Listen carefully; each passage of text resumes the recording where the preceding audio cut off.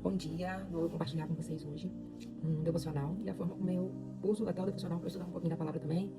E vou compartilhar aqui com vocês. Neemias, capítulo 9, versículo do 1 ao 5. No dia 31 de outubro, o povo de Israel se reuniu novamente. Dessa vez, jejuaram vestidos de pano de saco e jogaram terra sobre a cabeça. Os que eram de descendência israelita se separaram de todos os estrangeiros, levantaram-se e confessaram seus pecados e as maldades de seus antepassados. Durante 3 horas permaneceram em pé no mesmo lugar, enquanto o livro da lei do Senhor, seu Deus, era lido para eles em voz alta. Depois confessaram seus pecados e adoraram o Senhor, seu Deus, durante mais 3 horas.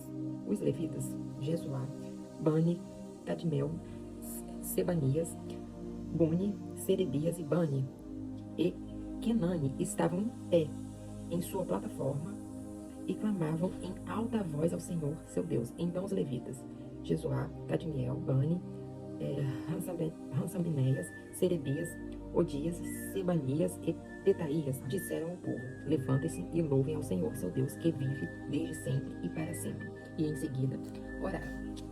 Gente, esse texto, né, tem como o título aqui: o povo confessa seus pecados. E antes de eu fazer um devocional, eu oro muito ao Senhor, porque a palavra vai ser sempre pra gente, né? E falou muito comigo, porque Deus já, nessas últimas 3 semanas, tem cobrado de mim algumas coisas. E às vezes a gente vai deixando passar. E aí, esse texto, né? A gente aprende a se arrepender, aprende com ele a adorar e aprende com ele a se reconciliar. Logo no versículo 1, a gente vê que o povo reconhece que está pecando. E o pecado não é só aquilo, né, que as pessoas julgam que é pecado, né? O que um outro fala, mas você sabe o que você precisa mudar. E eu não tô falando assim só de pecado, mas de coisas, de rotina, de coisas que às vezes você precisava fazer e você vai agindo todo dia ali e não move, não muda nada. E aí o povo faz o quê? Eles vão jejuar. Esse jejum mostra a dependência de Deus. E nessas últimas 3 semanas Deus tem me cobrado jejum. E aí o jejum, ele mostra isso. E eu tenho orado e eu tenho falado assim pra Deus: o Senhor é suficiente, Deus é suficiente. Então é uma declaração que eu dependo dele e que ele é suficiente. Então a gente precisa estar alinhado, né, com aquilo que Deus coloca no nosso coração para fazer, mas a gente precisa da palavra também para nos orientar. O povo também colocou ali esse vestido de pano de saco, porque vai simbolizar a tristeza que eles estavam carregando pelos pecados que eles cometiam. E às vezes assim é na nossa vida, não é que a gente vai vestir de pano de saco, de saco, mas o que vai acontecer? A gente vai cair em si e isso vai trazer tristeza no nosso coração. A gente vai ver o tempo que a gente perdeu, o tempo que a gente poderia já estar avançando e a gente parou, né, em meio a uma promessa, a gente parou no meio do caminho, a gente deixou que o pecado tivesse mais relacionamento com a gente do que Deus. E o povo também jogaram terra sobre a cabeça. E isso aí vai simbolizar a humilhação que eles tinham, que eles estavam tendo diante do Senhor. Então eles estavam realmente tentando chamar a atenção de Deus e falar: olha, eu me arrependi, eu tô triste, eu pequei, eu reconheço isso. E isso é muito bonito, né? Porque a gente precisa, naquela época, eles fizeram essas 3 coisas, mas talvez hoje você saiba o que você precisa fazer para mostrar para Deus que você se arrependeu. Você sabe o que você precisa confessar, você sabe o que você precisa mudar, você sabe o caminho que você precisa trilhar. No versículo 2 fala assim: e os que eram de descendências israelitas se separaram de todos os estrangeiros. E aqui tem um ponto, né? Se afastar daquelas pessoas, às vezes, que nos afastam de Deus. E mais pra frente ele fala também das maldades dos antepassados, né? Então é um versículo curto, mas de muito ensinamento. Porque existe pecados, né? Ou, não vou nem falar pecados, mas existe ciclos ou rotinas que são passados de geração em geração. Então assim, a minha avó fazia assim, minha mãe fazia assim. É igual fazer comida, sabe? Minha avó faz assim, minha mãe faz assim e eu faço assim. Eu tô dando exemplo bobo de comida, mas eu tô querendo dizer que às vezes nós nos apegamos a algumas coisas que são passadas de geração em geração, mas a gente não tá preparado para a mudança que Deus quer fazer. E aí a gente vai carregando isso. Então, assim, é um momento às vezes de se afastar, sabe? De se separar e de ver quem você é com Deus. Não um relacionamento, às vezes, que o seu pai ou a sua mãe ou alguém que você gosta tem com Deus, mas o que você pode ter com ele, o que Deus vai trazer de novo para você. Né? Esse versículo, né, vai nos ensinar que a maturidade espiritual começa quando paramos de esconder erros e começamos a confessar diante de Deus. Então você faz uma separação. Senhor, eu erro mesmo, eu peco, eu às vezes pego mentira, eu às vezes não quero orar, eu às vezes não quero jejuar, mas me fortalece para que eu venha me alinhar à tua vontade. Coloca diante de mim mesmo, no meu coração, esse arrependimento para que eu venha te adorar verdadeiramente. Então assim, é a gente saber, eu acho que não é nem a gente saber, a gente sabe, mas é a gente se colocar na posição de que vai tomar uma atitude e que vai mudar as coisas. Aquele povo, eles já sabiam que eles estavam pecando, mas eles se colocaram em uma posição de arrependimento. E aí eles fizeram essas 3 coisas: jejuaram, confessaram os pecados tiveram tristeza, se colocaram realmente diante do Senhor, na sua fragilidade que eles estavam ali se humilhando, para que o Senhor pudesse reconhecer neles esse arrependimento. No versículo 3, é muito bonito esse versículo, porque durante 3 horas, gente, permaneceram em pé, no mesmo lugar, enquanto o livro da lei do Senhor, seu Deus, era lido para eles em voz alta, depois de confessarem seus pecados, e adoraram ao Senhor, seu Deus, durante mais 3 horas. A gente está falando de 6 horas, tá? 3 de ouvir a palavra de Deus, e mais 3 horas depois, adorando a Deus. O que eu acho bonito é o quanto que eles estavam dispostos a mostrar realmente que eles estavam arrependidos, a se separar de quem faziam eles pecar mais, com quem eles, sabe, se contaminavam, e eles queriam ter uma nova identidade com o Senhor, um novo começo, sabe, com o Senhor.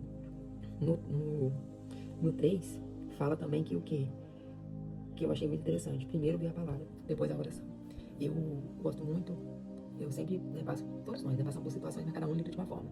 E aqui em casa, eu sempre falo muito, vamos orar, mas aqui veio a palavra primeiro. Será que às vezes a gente, eu não tô falando que existe uma ordem, tá? Tô falando que esse povo fez, e a palavra de Deus é o nosso copia e cola da vida de hoje. Então, assim, esse povo ouviu a palavra e fez a oração. Talvez a gente está orando, mas não está tendo a palavra para nos direcionar. Então, assim, às vezes, esse momento de arrependimento é saber aonde você está errando, para saber aonde você quer chegar em Deus, não aonde você quer chegar nas suas limitações humanas. Então, assim, tá faltando às vezes palavra, tá faltando às vezes discernimento, tá faltando às vezes você sentar e ler, ou ouvir a palavra, né? Aqui esse povo ouviu a palavra.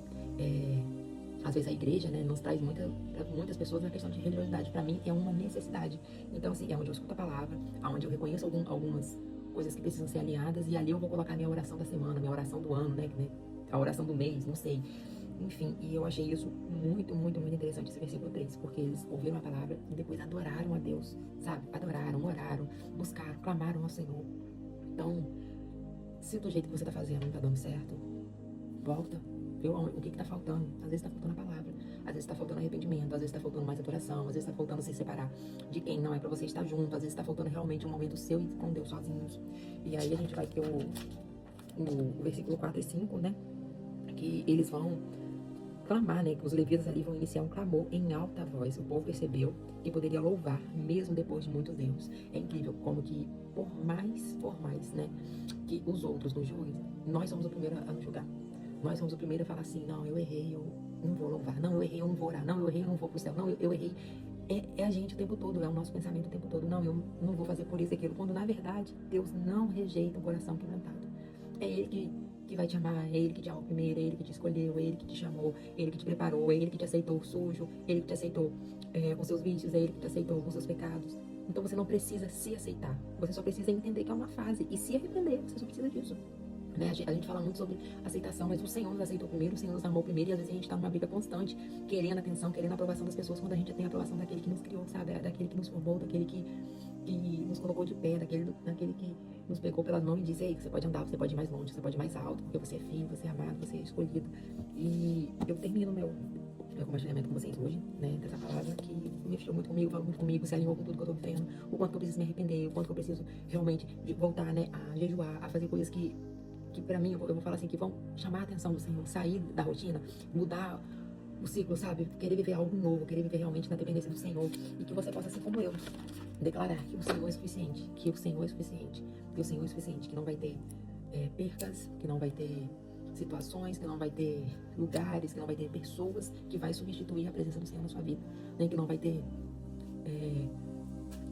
rotinas, né, que vai te separar da dependência do Senhor. Então dependa do Senhor, assim como você precisa comer, dormir, descansar, passear, dependa do Senhor. Comece a ver ao Senhor todos os dias, né? Hoje de manhã tive uma experiência aqui em casa e pra mim nada é natural, eu vejo tudo no sobrenatural. E aí eu falei, nossa, foi Deus. Algo simples, mas eu vejo Deus em tudo. Então assim, Deus, quando Ele começa a ser suficiente na sua vida, você vai ver Deus no elevador, você vai ver Deus numa conversa, você vai ver Deus numa televisão, assistindo alguma coisa, numa música, você vai ver Deus nos pássaros, no vento, você vai sentir o Senhor o tempo inteiro. E Ele vai ser suficiente. Você vai sentir um contentamento. Às vezes a gente anda ansioso demais, né? Acelerado demais, a gente não consegue aproveitar o que nós já temos, né? Eu acredito que todo mundo, quando olha para trás, ou queria retornar e viver alguma outra parte, ou se lembra, né? Nossa, foi tão difícil aquela parte, olha agora onde a gente tá.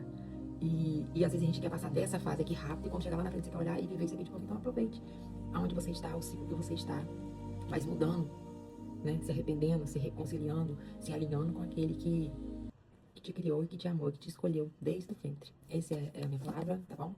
É o que Deus falou comigo, sem tá certo, sem tá errado, mas é aquilo que ardeu no meu coração, tá bom?